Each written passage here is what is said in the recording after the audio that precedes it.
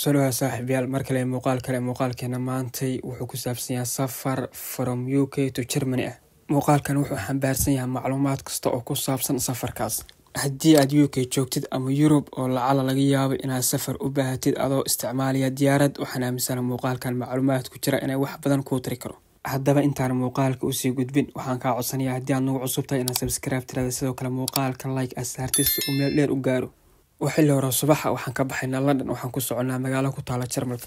London markii la joogo waxaa ku yaal dhowr airport oo kala gedisan, walow dadka badankiis ay garanayaan Heathrow, laakiin waxaa jira kuwa kale oo iyagana laga baxo.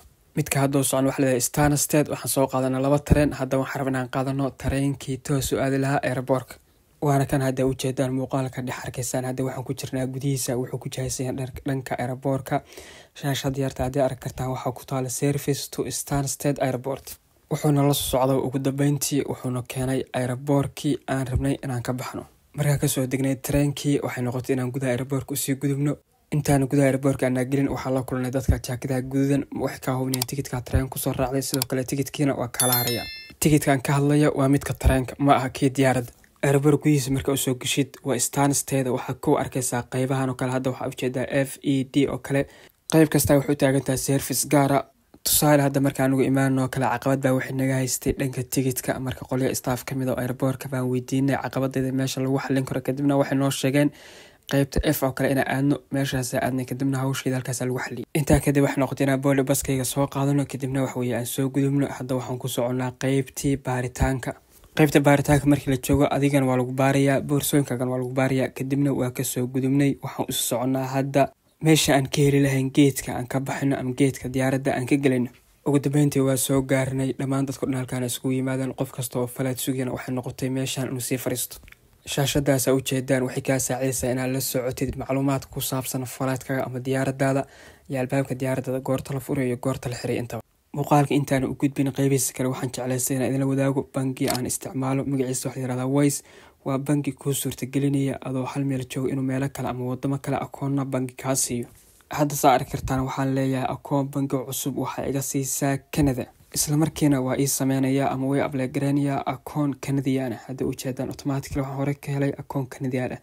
marka linkiga bangigan waxaan dhigayaa muuqaalka qaybta descriptionka ama commentiga, halkaas ka raaci kartaa linkigiisa.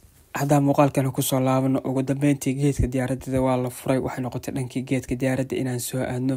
waxa soo soconaba waa soo gaarnay halkaas oo cabaar yar aan ku waqti qaadanay, kadibna ay noqotay inaan gudaha diyaaradda u sii gudubno. haddii aan macluumaad yar ku saabsan albaabka diyaaradda laga galo ama geedka diyaaradda kula wadaago, albaabkaas waxaa la furaa 1 saac ka hor waqtiga duulimaadka. intaa kadib saaxiibayaal gudaha diyaaradda baan soo galnay, booskaygana waa fariistay. kursiga fariisanaysa wuxuu leeyahay lambarkaasna waxaa ka dhexelaysaa ama uu ku qoran yahay tigidhkaaga. waxaa xusid mudan markaa UK ka baxaysid oo wadan kale u duulaysid ma maraysid wax migration ah. baasaboorkaaga kaliya waxaa jeekamiya qolada diyaaradda ama boarding baska jooga. flightkagu waxaa mid toos oo non stop ah. ugu dambeyntii waxaan soo gaarnay magaalada u soconay oo Jarmal ku taala, magaceeda la yiraahdo Bremen. waxaan soo soconay hawada ku soo jirnay 1 saac iyo bar.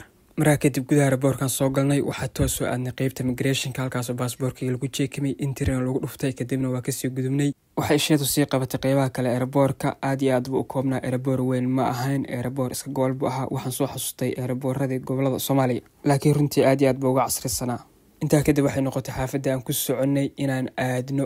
waxa koowaad soo jiitana runtii waxa ayeen wadooyinka oo ah kuwa aad iyo aad u waaweyn marka loo fiirsho kuwa UK, iyo speedka lagu soconayo lagu talagalay wadada runtii 120 markii darwal gaarigu wada u socodsiiyay. wardigii adkaarta boobay weligeena gaari speedka ku soconaya ma raacin. adigu daawada weligaa ma raacdo. qaybta commentiga wala wadaag. sidoo kale muuqaalkan halkaas ku egyahay. waxaan ka rajeynayaa haddii mar halkaan soo gaartay like iyo subscribe inaan ugu saacidid. waad mahadsantahay.